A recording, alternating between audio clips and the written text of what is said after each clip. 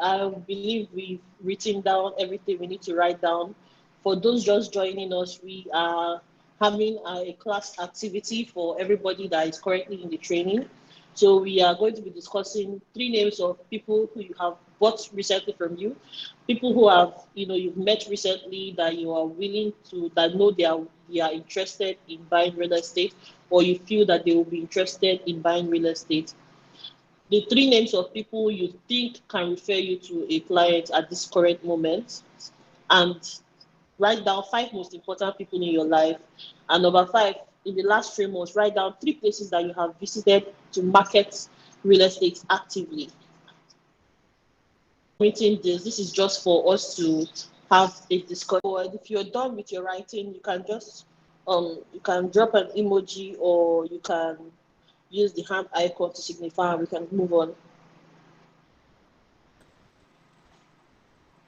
Okay, I'm going to be picking from every do this activity is so that you actually know that before you even start leaving your house, before you start going to really really far places, from your number one to number four, like from number one, two, three, and four, you already have people that are willing to actually buy property. So you now look at, okay, from these names that you have on your list, how do I get to close these people?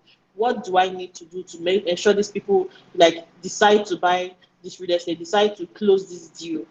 They are not just talking about it and thinking about it. What are those things that I need to do to ensure that these deals are closed? So that's the conversations we are going to be having today. So now we already have, from the top of your head, you've already written down clients that have bought from you. This is the easiest way to resell a property. We have people that have already bought from you. It means they already are a trusted client. You've done this business well that they were able to close. They are able to refer you. So this number one can easily be your number three answer, because if they bought for you, they can also refer you to others to buy from you. Okay, and when they buy from you, you can also get new deals and also give them bonus deals that they can easily get on another time, and they can also still buy from you again. Then we have number two, people that you've met recently, that you actually look at them, or probably from the conversations you have, okay, yes, these people will be interested in buying the property. Then you start, creating a relationship with them and getting to know them better, so that you know what type of property that you can actually offer these people, so that you don't just give them a property that is not within their interest, or with something that they would want to actually buy. So these are the reasons why we have this um, activity. So you can actually do this by yourself. You can screenshot this, and at the end of every month, you look at this list and you write down every month. And this should be the list that you now look at, and these are the people that you can focus on going into the next month. You can increase it from 3, and then the next month you increase it to 5, and the next month you increase it to 10, and the next month to 20, to 30. And you see that you already have a list of people that you keep working with, you keep prospecting, you keep reaching out to, and you'll be able to get at least your lead generation that are easily within your own contact, within your circle, before we start looking at generating leads from outside, from from social media, from a lot of other means and a lot of other places. These are the basic places of people that you want to buy from. We talk about number four, the five most important people in your life. Most people will put family, some people will put their pastors, some people put their best friends, some people will even put themselves as the number one most important person in their lives. It is important that you know these people. These are the people that will easily, because of their importance in your life, you can also be important in their life, and they will easily refer you to other people when it comes to a conversation of who they want to buy property from. You'll be the one person that will be also on their list, as they are also on your list. If they also count you as an important person in their life, they will also help you refer your business. This is where word of mouth comes in. These people also help you, like before, you don't even have to talk to them, just because they know you are Prince, you're into real estate. They are able to tell all their friends around them, that all their people in their work areas, in their church, in their communities, that is different from probably your own communities. They are also able to tell these people that this person, this Prince, this Chidima, this Frank, this Timilane is a good real estate consultant.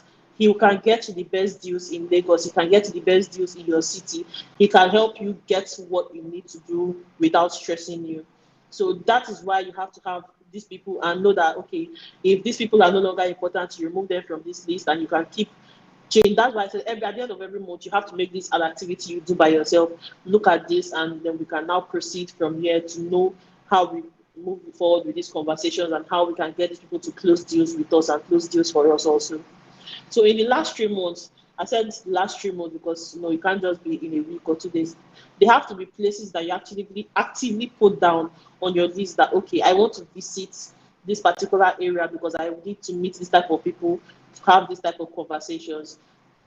I think it was Frank or Prince that said they visited Ogun State in the last 3 months to market the property. So he must have looked at it. I would like to have asked for your reason why you visited Ogun State, but he must have easily looked at it that okay, people in Ogun State might want to have properties in Lagos, or they might also want to buy properties in other areas where he's marketing, and he wants to be the one be able to go there and bring these properties to them, not just them seeing it online, seeing it on the radio, on televisions, or wherever places that they may be getting these ads from or getting these properties. To be able to meet them one on one, to create that relationship, to be that realtor that is there for them, and they're able to buy these properties from you. Okay, we're also going to be discussing places you can visit to market your products in this training. Okay, so we'll move forward. Thank you.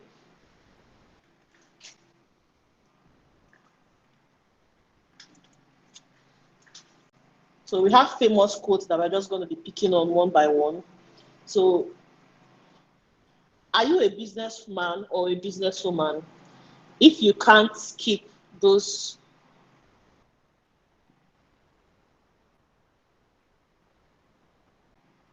so I just want to discussing famous quotes as we go through the day. So are you a businessman or a businesswoman? If you can't keep those who keep you in business, you have no business doing business. So we have to understand when we come to marketing, when it comes to sales, managing people is key. Okay, so when we're talking about offline marketing, managing people, knowing how to manage these people, as I've said, that's why we looked at this list that we already have. So now we are talking about the offline marketing, as I said before we go into the other wider avenues of marketing. These are marketing with people that you already have one-on-one contact with, you already see them, you're already talking to them, you already know these people one-on-one. If you don't know how to manage these conversations you have, you don't know how to manage these people to know what kind of category to put them in, what kind of conversations to have, you will find it difficult to be able to close deals with them. Okay, so marketing is key. If you don't know how to market, your business will also die. So that's why a lot of companies, a lot of industries will put a lot of money into their marketing, to their marketing team, their marketing ideas and everything. That's where most of their budget is always headed towards, because marketing is basically the lifeline of any business. And for real estate consultants, for realtors like us, if we cannot market, we cannot do business.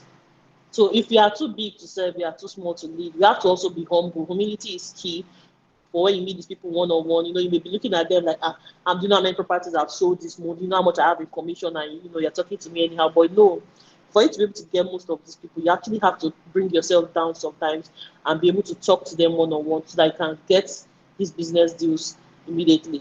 Okay? Most of the times you hear things like, all these realtors, it's not the same thing people are saying. People have the same script. You're always saying the same thing. Oh, when they ask you where's the property, you're saying, it's very close to the road. Like the common language everybody is saying. For you to be a marketer, we actually have to become actors. We have to have scripts that we are using to speak so that we don't say the wrong thing at the wrong time. Okay, so we have to become actor. You have to know how to, market yourself. You have to know how to present yourself. You have to know how to keep looking at people to prospect. That's why I said, okay, number 2 on that question was these 3 people who you feel can become people you can market to. So 3 people who you have prospected. You have to look at everybody you meet as a suspect of, people holding your money. Like this person I'm looking at now should be able to buy one property. If you go for an outing, you go for a networking event, you go for a conference, you are looking at the people there, each one of them, this one is a suspect, you're a suspect, you're a suspect. You're looking at them individually, and you're somebody who you can sell to, somebody who you can market for. Okay, if this person cannot market, this person can, be somebody that will connect me to other people who will now buy properties from me. So you have to look at everybody. You have to be deliberate. You have to stop marketing, look at them and prospect. Okay. Then To collect, you actually need to connect. So you have to keep connecting with people. You have to keep going out. You have to keep putting yourself out there. So this is basically what these quotes are just saying. They are very famous quotes. A lot of people use this as their day-to-day, especially for marketers, for us in the real estate industry. We have to keep, okay. Before we go forward, can we all hear me? Is my voice breaking? Is the audio very clear?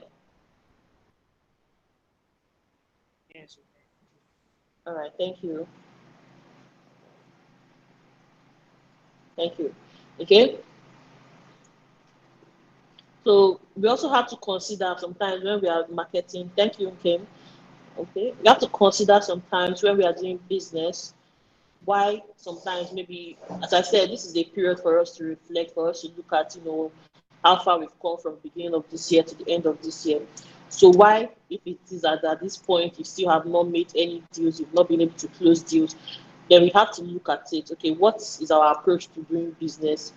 If it is not the right thing, we can now look at it that okay, we've tried this, it doesn't work, and we know that yes, we have ways to try to make it better. We look for new opportunities, we look for new ways to now ensure that we are closing our business deals, and we're able to close those deals. Okay, we still have 3 weeks to the end of the year. It is not too late to close those deals that you have been in conversations with over since January. There is a lot of time to do that. Okay, your attitude towards your life determines your approach to business generally. So your attitude towards it, if you have an I don't care attitude, or they will buy or they will not buy, is also going to impact on your business generally. It's going to impact on how you close deals. It's going to impact on how you market. It's going to impact on how you sell. So you have to brush up your attitude. You have to brush up on yourself. Okay. So we're going to be talking about marketing, advertising, and public relations. I'm just going to be giving a very, very brief example. Okay, so this is something I know we can all relate with. You may not be the young man, or you may be the dates. You may be the young man who is listening to this, or the dates who we have in this scenario. But if a young man tells his date that she's intelligent, that she's very pretty, that he had a very nice conversation with her, then he's saying the right things to the right person, and that is marketing. Okay, you're marketing yourself. You're also marketing to the person that you're interested in getting this relationship to move forward. If the young man now tells the date how handsome, smart, and successful he is, he's advertising. You see this, they will go on dates and they're telling you how they have driving the latest Lamborghini, how their offices is calling them 5 times a day, 5 times in the period of conversation they are having. The office is calling him that he's very important. He's advertising himself that he's in a wonderful place, and he is also making sure that they are actually seeing what he's doing. Then if somebody tells the young woman, maybe somebody else, a random person, says, "Oh, that your date that you brought here yesterday was very handsome. See how smart and successful he is. See the car he drove." That is now what we call public relations, because now it is no longer just between the two of them. Somebody else is involved, trying to speak on the date that was brought in. Okay, so this is just a quick study on marketing, advertising, and public relations. So there are three things that every business needs. It is not easy to get them, but we know that without these things, this is the lifeblood of every business. As I said, the lifeline for every business is marketing. The blood every business needs